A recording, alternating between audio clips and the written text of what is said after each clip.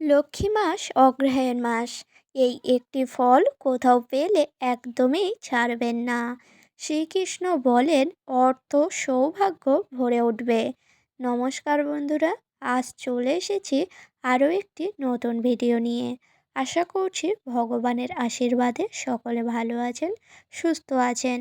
তো বন্ধুরা, চলছে অগ্রহায়ণ মাস। আর এই অগ্রহায়ণ মাসে আপনারা যদি কোথাও এই ফলটি দেখতে পান তাহলে সঙ্গে আনুন। দেখবেন আপনাদের সংসারে অর্থের কোনোদিন অভাব হবে না।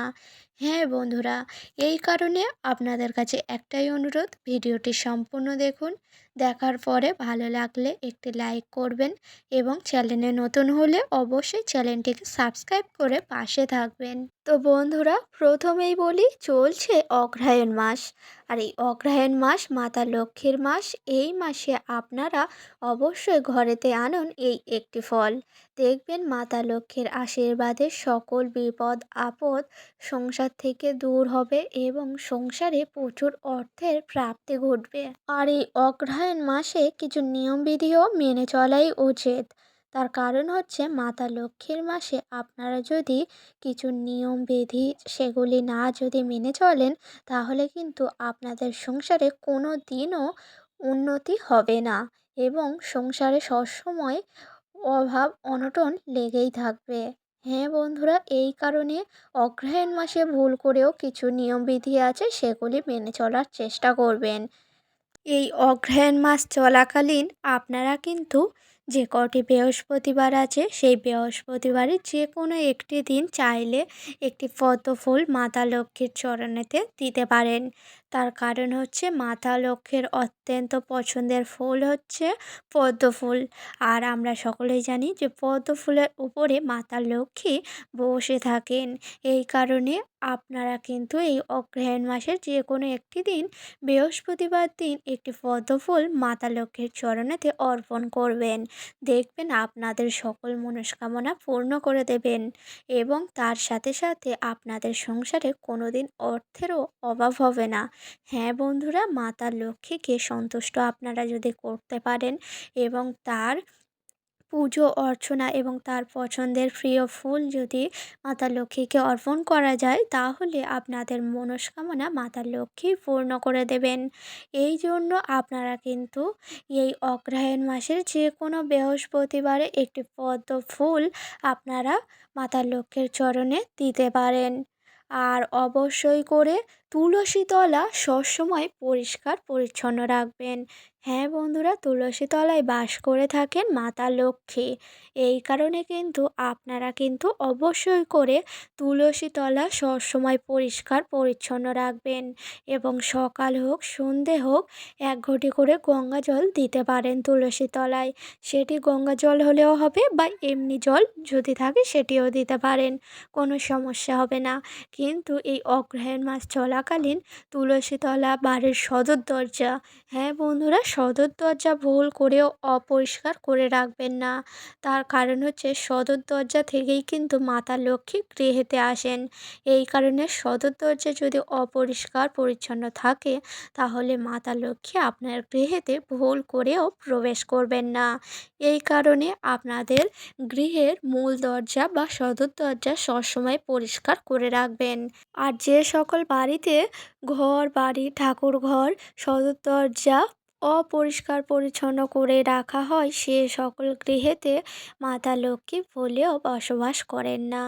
এই কারণে বন্ধুরা, অবশ্যই করে সদর দরজার সামনে কোনো দিনের জন্য জুতো ঝাঁটা এগুলি একদমই ভুল করে রাখবেন না।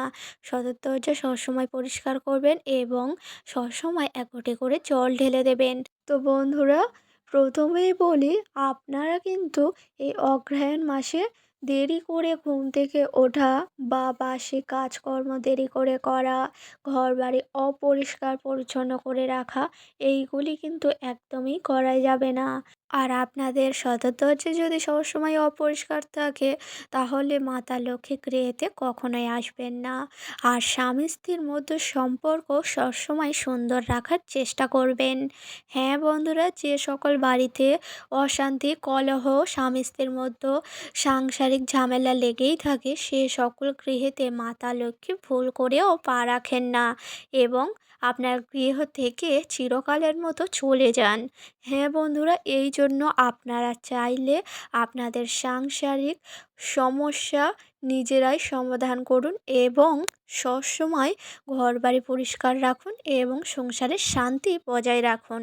দেখবেন যে সকল বাড়িতে সংসারের সুখ শান্তি বজায় থাকে, স্বামী স্ত্রীর মধ্যে সম্পর্ক সুন্দর থাকে এবং ঘর বাড়ি পরিষ্কার পরিচ্ছন্ন থাকে, সে সকল বাড়িতে মাতা লক্ষ্মী গৃহেতে বসবাস করে এবং তার সাথে সাথে অর্থের প্রচুর প্রাপ্তি ঘটে। তো এই কারণে আপনারা আপনাদের নিজেদের সম্পর্ক সুন্দর রাখুন, ঘরবাড়ি পরিষ্কার পরিচ্ছন্ন করে রাখুন এবং সবসময় মাতা লক্ষ্মীর পুজো অর্চনা করুন। দেখবেন আপনার গৃহেতেও কোনো দিন অর্থের অভাব হবে না। তো এবার চলে আসি মূল বিষয়ে। আপনারা এই অগ্রহায়ণ মাস চলাকালীন কোন ফল আপনাদের বাড়িতে আনলে কোনো দিন অর্থের অভাব হবে না? তো বন্ধুরা, এই অগ্রহায়ণ মাস মাতা লক্ষ্মীর মাসে যে কোনো বৃহস্পতিবারে লক্ষ্মীবারে আপনারা 5 রকম ফল আনবেন এবং সঙ্গে একটি পদ্ম ফুলও আনতে পারেন। আর তার সাথে আনবেন পদ্ম ফুলের বীজ। এই কটি জিনিস আনবেন। এবার বলি বন্ধুরা, আপনারা চাইলে 5 রকমের ফল নেবে। হ্যাঁ বন্ধুরা, এই অগ্রহায়ণ মাস মাতা লক্ষ্মীর মাসে 5 রকমের ফল আপনারা যদি মাতা লক্ষ্মীকে অর্পণ করেন দেখবেন আপনাদের সকল মনস্কামনা পূর্ণ হবে এবং সংসারে প্রচুর অর্থ আসবে। তো বন্ধুরা, প্রথমেই বলি আপনারা কিন্তু যে কোনো বৃহস্পতিবার দিন দেখে তাড়াতাড়ি ঘুম থেকে উঠে চান সেরে শুদ্ধ বস্ত্র পরে চলে যাবেন ঠাকুর ঘরে। ঠাকুর ঘরে যাওয়ার পরে সেই পদ্ম ফুলটি অর্পণ করবেন এবং পদ্ম ফুলের বীজটিও মাতা লক্ষ্মীর চরণেতে অর্পণ করবেন এবং তার সাথে সাথে 5 রকমের ফল মাতা লক্ষ্মীকে অর্পণ করবেন। দেখবেন আপনার সকল মনস্কামনা পূর্ণ হবে এবং সংসারে প্রচুর অর্থের প্রাপ্তি ঘটবে। তো বন্ধুরা, অগ্রহায়ণ মাস চলাকালীন এই কাজটি অবশ্যই করে করুন। দেখবেন সকল বাধা বিপদ কেটে গিয়ে সংসারে সুখ শান্তি বজায় থাকবে এবং অর্থের প্রাপ্তি ঘটবে।